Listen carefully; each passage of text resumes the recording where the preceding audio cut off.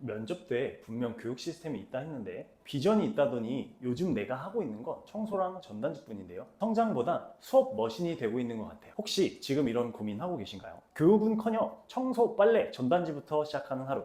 대표님 비전은 잘 모르겠고 회원님들은 정말 좋은데 관리자랑은 말이 안 통하고 그만두자니 회원님들께 굉장히 죄송하고 이직하려니 막막하고 참고 다니자니 너무 괴로운 상황이요. 트레이너, 필라테스, 요가 선생님들이라면 겪어봤을 이야기입니다. 저 역시 트레이너 시절 때 이런 고민 정말 많이 했고요. 지금은 제가 직접 트레이너를 채용하는 대표로서 이런 고민을 갖고 계신 선생님들을 너무나도 많이 만나게 됩니다. 그래서 오늘 이 영상에 제가 3가지를 다뤄볼 예정인데요.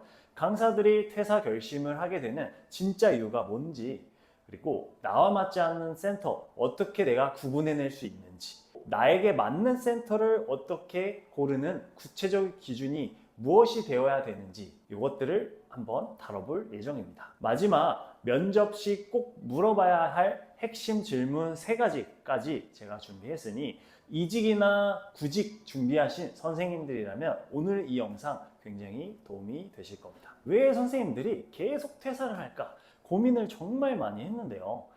낮은 급여 때문일까?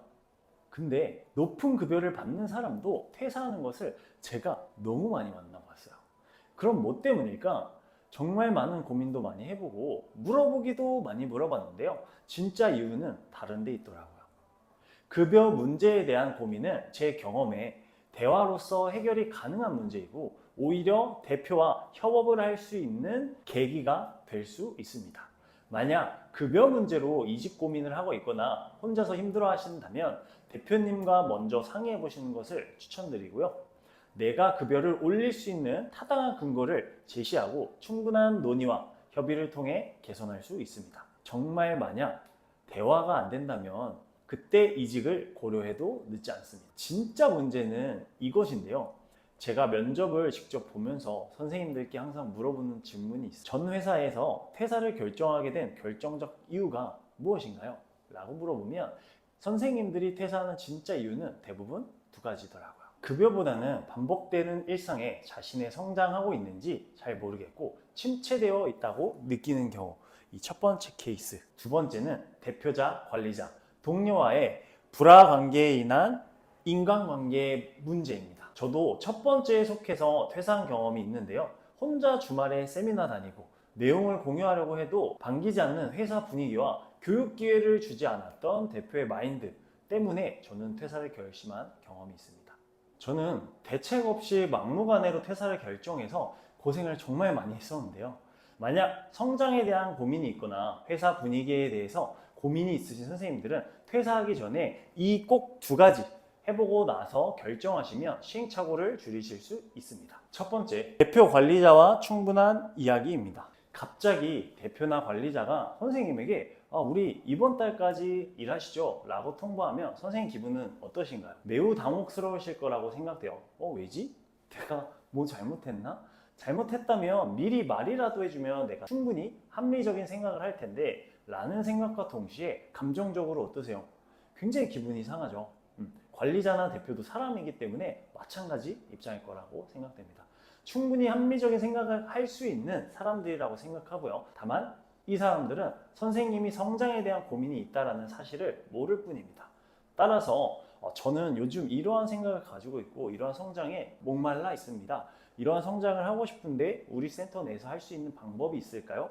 한마디를 했다면 이 생각보다 쉽게 해결이 되거나 추후 퇴사를 결정하더라도 대표나 관리자는 선생님이 이런 이야기를 충분히 언지를 줬기 때문에 내가 이 선생님의 니즈를 충족시켜주지 못했나 보다 라고 생각을 할 것입니다.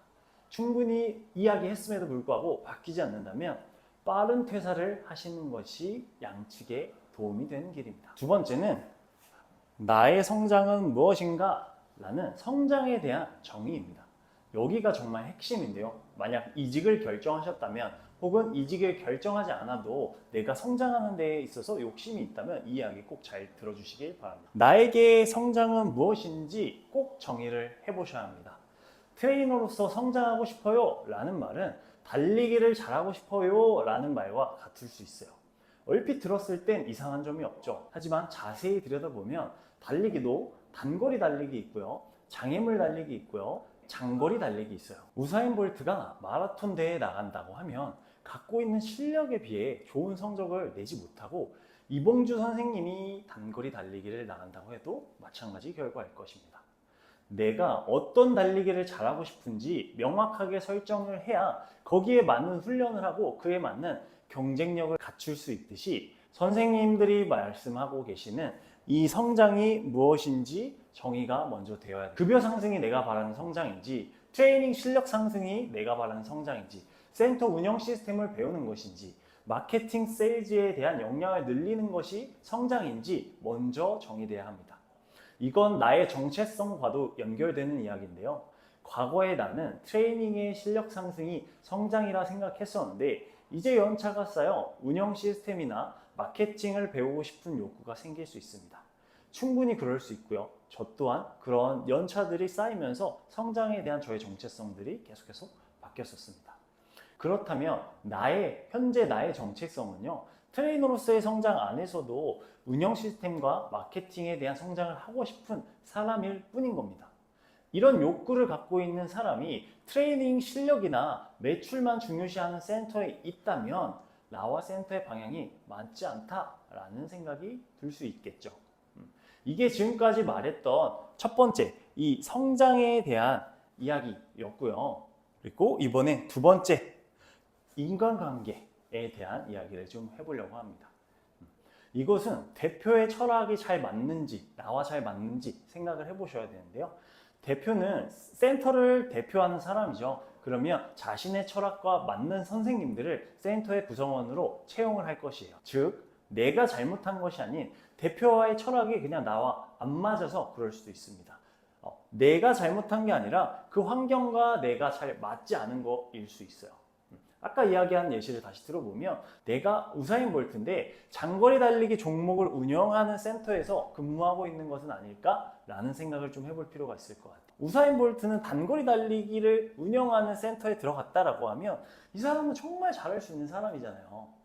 내가 장거리 달리기를 잘해. 근데 장거리 달리기를 하는 센터에 가면 너무 좋은데 단거리 달리기를 하는 센터에 가면 이 사람도 빛을 볼 수가 없습니다. 그래서 내가 잘못하고 있는 것이 아닌 나의 존재 가치를 인정해 줄 수 있는 사람들이 있나? 그 센터의 환경이 그런가를 한번 좀 생각을 해보시는 것이 가장 좋습니다. 무조건 인간관계가 있다고 해서 나의 잘못으로 생각을 해볼 게 아니라요.